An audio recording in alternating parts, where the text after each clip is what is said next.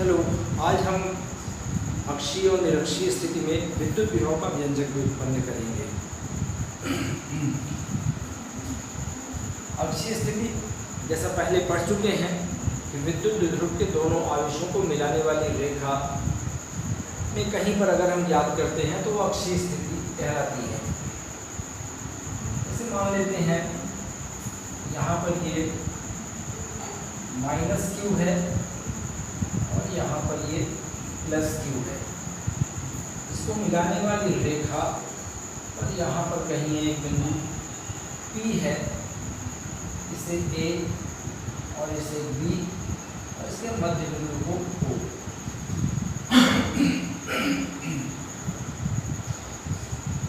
O नाम दे देते हैं। केंद्र से यहाँ P तक की दूरी को R से दर्शाते हैं।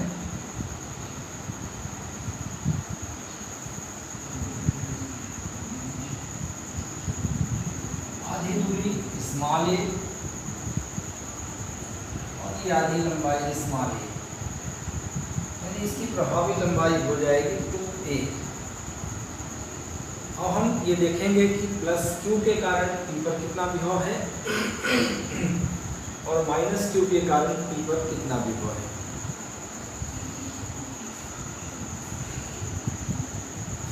माना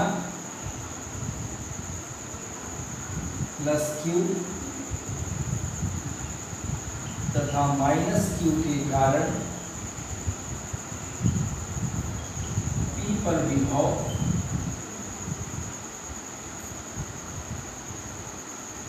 मतलब विद्युत विभव क्रमशः V1 तथा V2 है।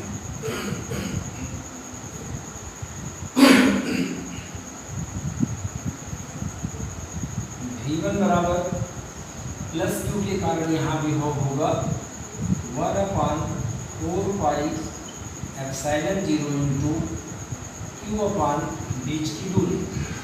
ये दूरी r है और यहाँ दूरी a है, तो ये बीच की दूरी हो जाएगी r माइनस a। तो यहाँ लिखा जा सकता है r माइनस a, या चाहे तो पहले कह दें कि AP है, लेकिन AP बराबर जो है r माइनस a है, तो 1/4 pi epsilon 0 into q upon r minus a। इसी प्रकार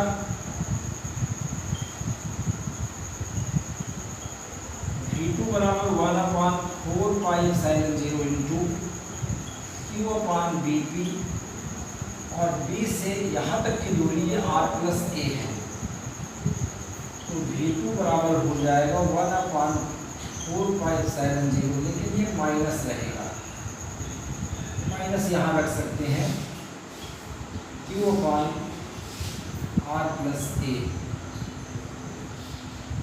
यदि P पर कुल विभव भी हो तो V बराबर V1 प्लस V2।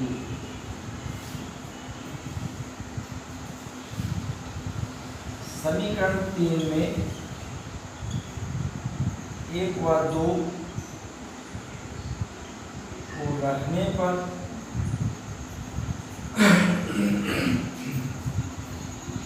इन दोनों समीकरणों में 1/4 पाई एप्सिलॉन 0 और Q कॉमन है। जो कॉमन है उसको हम बाहर ले लेते हैं, तो V बराबर हो जाएगा Q/4 pi epsilon 0 into 1/r minus a, और इसमें ये माइनस है, वैसे यहाँ तो प्लस है लेकिन यहाँ माइनस होने के कारण ये माइनस 1/r प्लस a।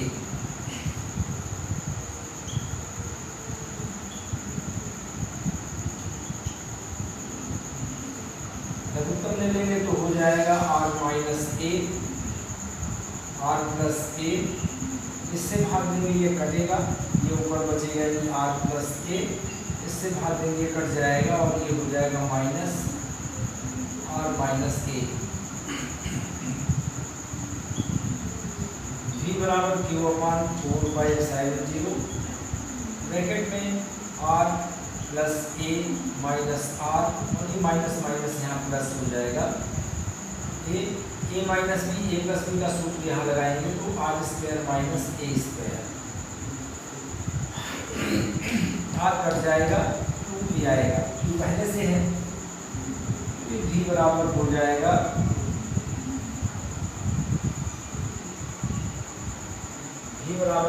यहाँ पर q अपान 4 पाई एप्सिलॉन 0 इंटू 2a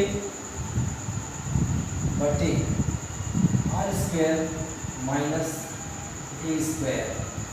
लेकिन ये 2a q बराबर p होता है विद्युत द्विध्रुव आघूर्ण, तो यहाँ ये v बराबर हो जाएगा 1 अपान 4 pi epsilon 0 into p upon r square minus a square.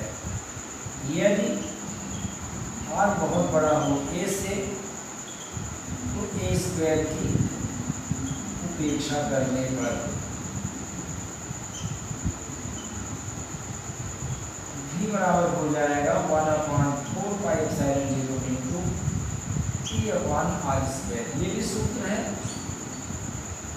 और ये जब द्विध्रुव छोटे आकार का है उसके लिए सूत्र है। द्विध्रुव के छोटे आकार का होने पर यह सूत्र काम करेगा। पहले हमने देखा कि प्लस क्यू के कारण विभव कितना है, इतना है। फिर हमने देखा माइनस क्यू के कारण यहाँ विभव कितना है, तो ये इतना है। अब इन दोनों को जोड़ देंगे v बराबर v1 प्लस v2, लेकिन यहाँ ऋण चिन्ह है, इसमें विभव अदिश राशि है, इसमें आवेश का ऋणात्मक होना ऋणात्मक विभव को दर्शाएगा। तो फिर v बराबर ये जब रखेंगे इसमें मान तो v बराबर q अपान 4 पाई एप्सिलॉन 0, ये दोनों में है, इसमें भी है, इसमें भी है, हम लेंगे और अंदर बचेगा जो 1 अपान r माइनस a इतना और ये 1 अपान r प्लस a। हल करने पर यहाँ फिर ये इतना। इस प्रकार से ये द्विध्रुव के कारण जो विभव है वो कह सकते हैं r की वर्ग के व्युत्क्रमानुपाती है। यानी इस स्थिति में ये कहा जा सकता है v प्रोपोर्शनल 1 अपान r स्क्वायर द्विध्रुव के लिए, जबकि बिंदु आवेश के लिए क्या था, v प्रोपोर्शनल 1 अपान r बिंदु आवेश के, लेकिन द्विध्रुव के लिए 1 अपान r स्क्वायर हो जाता है। ये ध्यान रखने की चीज़ है। ये ज़्यादातर ऑब्जेक्टिव टाइप में इस तरह के प्रश्न पूछ लिए जाते हैं। तो प्लस क्यू के कारण विभव माइनस क्यू के कारण विभव, दोनों का योग और हल करने पर विभव इतना आएगा। अब हम इसे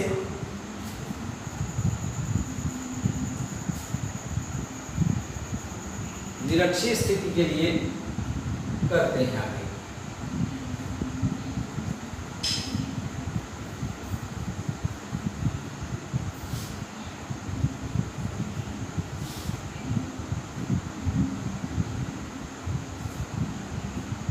निरक्षीय स्थिति में विभव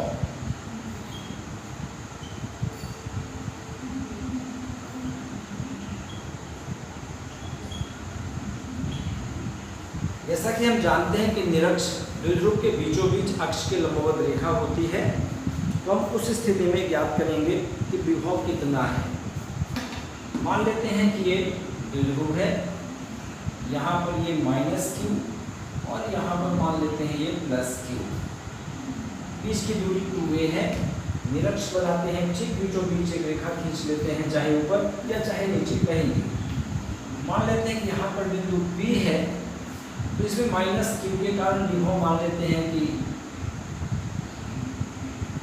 और यहाँ से ये दूरी मिला लेते हैं।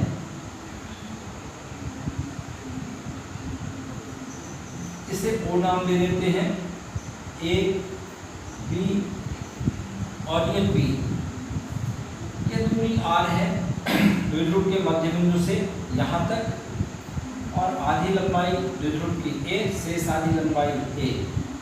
पाइथागोरस प्रमेय अगर लगाएंगे तो ये दूरी हो जाएगी r square plus a square का रूट। इसी तरह से यहाँ पर पाइथागोरस प्रमेय लगाएंगे तो ये दूरी भी हो जाएगी under root r square plus a square. माना प्लस क्यू तथा माइनस क्यू के कारण P पर विद्युत विभव क्रमशः V1 तथा V2 है।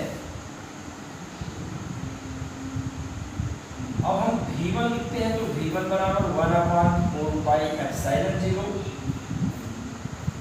इंटू क्यू अपान बीच की दूरी AP। लेकिन AP बराबर कितना है? AP बराबर है √r² प्लस a²। तो V1 बराबर हो जाएगा 1/4 पाई एप्सिलॉन 0 क्यू अपान √r² प्लस a²। इसी प्रकार